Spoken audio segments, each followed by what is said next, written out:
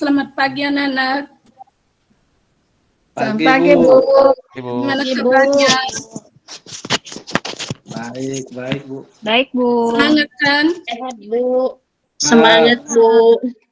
Nah, sebelum kita memulaikan proses pembelajaran kita pada hari ini, Ibu minta Nak Ika untuk membawakan kita dalam doa. Kepada anak Ibu, saya persilakan. Silakan berdoa Nak Ika. Maaf, Bu, tidak dengar tadi. Enggak apa-apa. Baik, Ibu Guru dan teman-teman, sebelum kita mulai pelajaran, mari kita berdoa dengan agama kita masing-masing. Berdoa dimulai. Berdoa selesai. Terima kasih Nak Ika. Sama-sama, Bu. Nah, sebelum kita masuk pada pembelajaran, Ibu akan mengecek kehadiran. Ibu akan absen di sini. Silakan dengarkan namanya. Angelina, Hadir, Bu. Ika, Hadir, Bu. Victor, Hadir, Bu. Julius. Terima kasih. Jadi di sini kita sebelum masuk pada pembelajaran, Ibu mau bertanya, materi kita minggu yang lalu kita membahas tentang apa? Kalau contohnya masih ingat, ini belum 1 bulan kita lalui materi kita, ini baru beberapa minggu. Ibu mau tanya materi minggu yang lalu kita membahas tentang apa?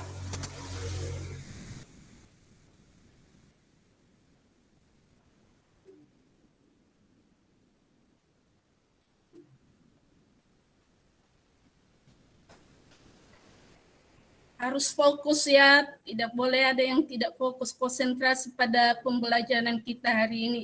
Sebentar lagi kita akan mengakhiri pembelajaran kita.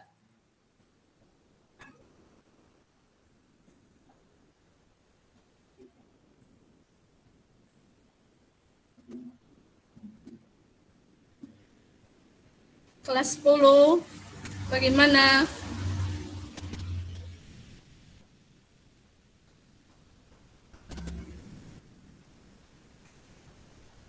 Nah, Ibu sampaikan di depan ini, pembelajaran kita minggu yang lalu kita membahas tentang hikayat dan cerpen. Jadi, pembahasan yang lebih mendalam yang kita bahas adalah pengertian hikayat dan pengertian cerpen. Kita melanjutkan pembahasan kita untuk les ini tentang nilai-nilai dalam hikayat dan cerpen. Nilai-nilai dalam hikayat dan cerpen. Sebelum kita masuk pada pembahasan kita ataupun pada materi kita tentang nilai-nilai dalam hikayat dan cerpen, Ibu mau tanya, ini bukan materi minggu yang lalu. Apakah anak-anak kami suka mendengarkan dongeng atau mendengarkan cerita dari seseorang? Suka, Bu. Tujuan pembelajaran kita hari ini ada 2. Yang pertama, anak-anak kami bisa mengidentifikasi nilai-nilai hikayat dan cerpen. Dan yang kedua adalah membandingkan kebahasaan hikayat dan cerpen itu adalah capaian atau tujuan pembelajaran kita hari ini. Semoga nanti pada pembelajaran ini Ibu mohon untuk berkonsentrasi lagi memahami materi kita yang Ibu sampaikan di depan ini. Sebelumnya Ibu akan tampilkan kutipan teks hikayat dan cerpen. Sudah muncul? Ya, sudah, Bu. Ada beberapa slide teks hikayat, begitu juga teks cerpen. Jadi saya mohon anak-anak kami untuk fokus kan? Ya, Bu. Persamaan ya, Bu. Iya, persamaan dan perbedaan dari teks yang kedua, baik teks cerpen maupun teks hikayat. Ya, Bu.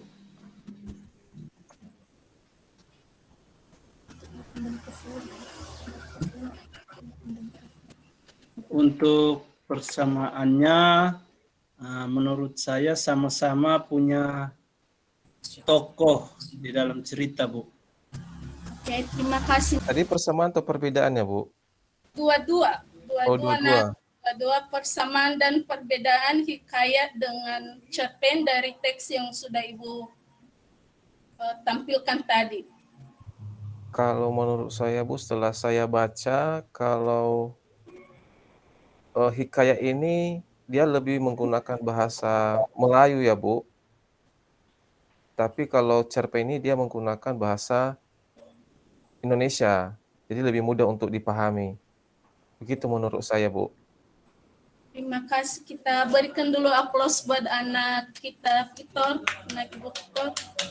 Nah, jelas di dalam teks yang kedua yang telah barusan kita lihat, sama-sama memiliki perbedaan dari kedua teks tersebut, baik teks hikayat maupun teks dari cerpen ini. Walaupun hanya beberapa paragraf teks cerpen, tetapi kita bisa melihat paragraf demi paragraf atau kalimat demi kalimat yang berkesinambungan antara yang satu dengan yang satu. Begitu juga dengan hikayat. Jadi ada perbedaan dari kedua teks tersebut. Ibu akan menyajikan tentang materi kita yang lebih mendalam pada pagi ini, baik itu tentang kebahasaan teks hikayat dan cerpen, dan begitu juga nilai-nilai yang terdapat di dalam teks hikayat dan cerpen. Nah, pengertian dari hikayat ini merupakan suatu prosa yang menceritakan atau berisi keajaiban tokoh, peristiwa yang bersifat fiktif, dan menggunakan bahasa Melayu sebagai bahasa utamanya. Sedangkan pengertian cerpen ataupun penjelasan dari cerpen ini adalah cerita pendek yang merupakan suatu karya sastra yang menceritakan suatu tokoh dan juga suatu peristiwa secara khusus. Biasanya jumlah kata yang terkandung pada cerpen sekitar 5.000 sampai 10.000 kata. Itu adalah pengertian dari hikayat dan cerpen. Tentunya kita bisa melihat perbedaan dari sana bahwa sangat jauh berbeda sekali pengertian hikayat dan pengertian cerpen ini. Kita masuk pada nilai-nilai dalam karya sastra. Dalam nilai-nilai dalam karya sastra ini ada lima poin yang harus kita perhatikan. Yang pertama adalah nilai religius, yang kedua adalah nilai moral, yang ketiga adalah nilai sosial, dan yang keempat adalah nilai budaya, dan yang paling terakhir adalah nilai edukasi. Ibu mau tanya sekarang, apakah nilai yang kelima ini harus tercantum di dalam hikayat maupun cerpen? Menurut saya tidak harus semua ada, Bu.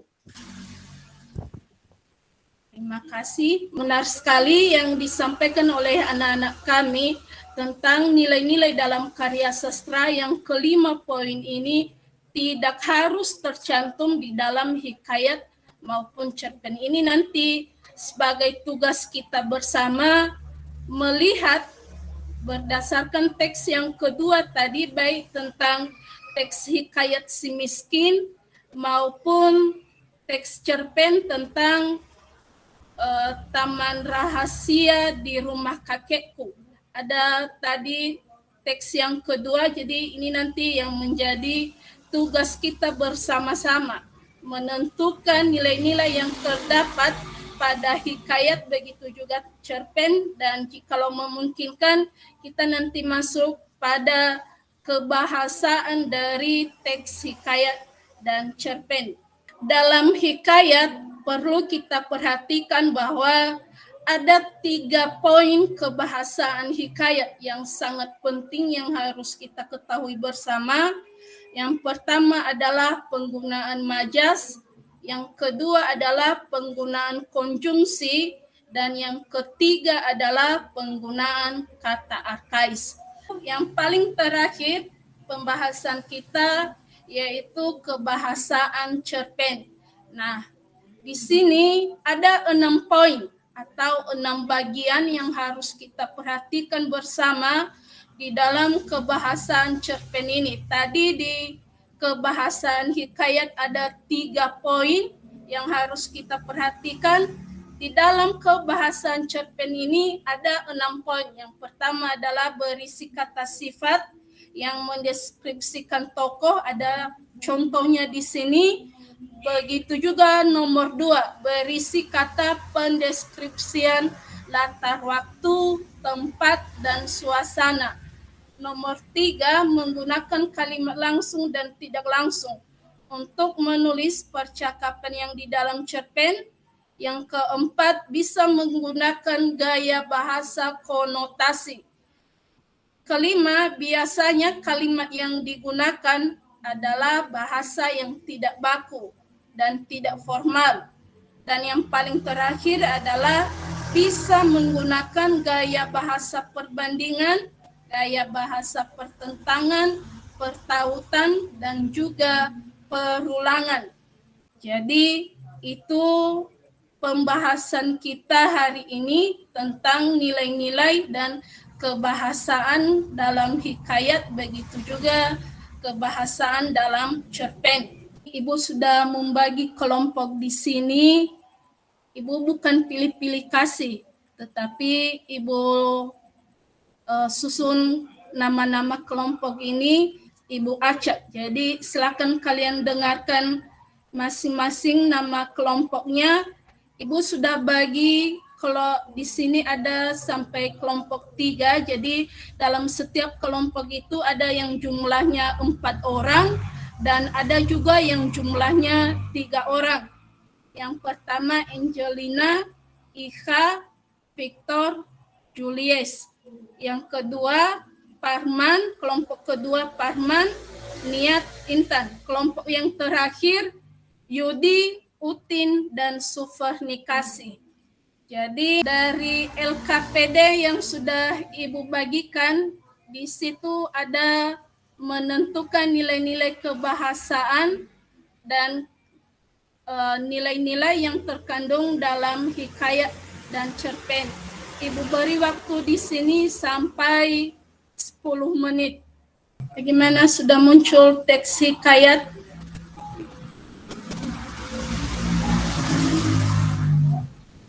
Sudah, Bu.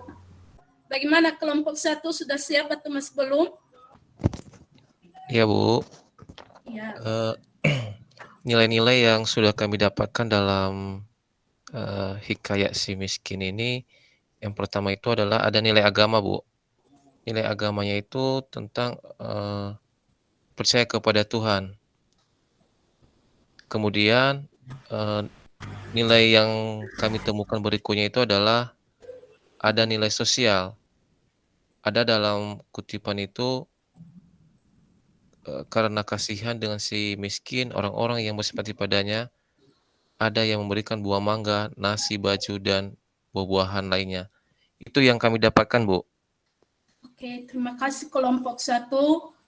Jadi berdasarkan nilai-nilai yang terkandung di dalam teks hikayat, kita sudah tahu bersama ada 4 nilai yang kita temukan dalam teks hikayat tentang si miskin ini.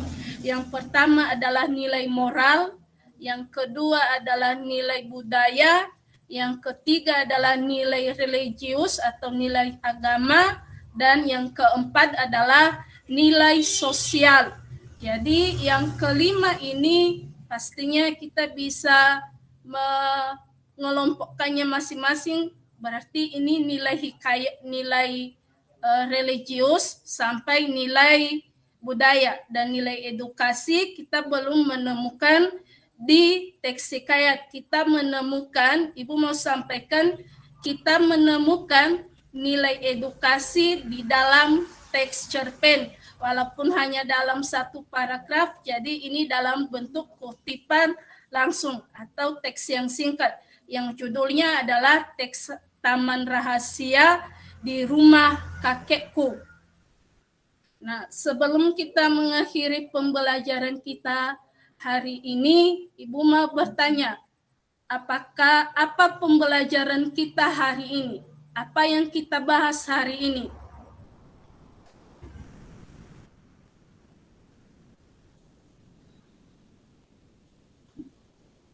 Menemukan nilai-nilai dalam hikayat, Bu. Menemukan nilai-nilai dalam hikayat. Apalagi? Perbedaan hikayat dengan cerpen, Bu. Ya, terima kasih. Nah, yang kita bahas hari ini adalah membedakan pengertian hikayat dan cerpen. Yang kedua adalah nilai-nilai dalam karya sastra. Dan yang ketiga adalah perbedaan dari kebahasaan hikayat dan cerpen. Itu adalah pembahasan kita hari ini. Jadi untuk minggu depan kita akan membahas tentang mengembangkan hikayat ke dalam bentuk cerpen. Itu pertemuan kedua kita untuk minggu depan. Jadi Ibu harapkan semoga nilai-nilai dalam hikayat dan cerpen ini, begitu juga kebahasaan, kita sama-sama menyimaknya, dan untuk pertemuan kedua nanti kita pastinya tahu apa yang kita tulis. Sebelum kita berpisah, Ibu minta ini Nak Utin untuk membawakan kita dalam doa.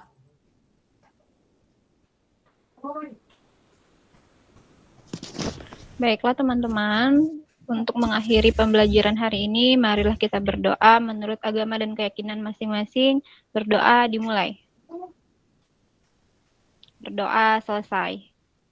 Terima kasih Nak Utin. Sebelum kita pulang, Ibu sapa kita selamat pagi.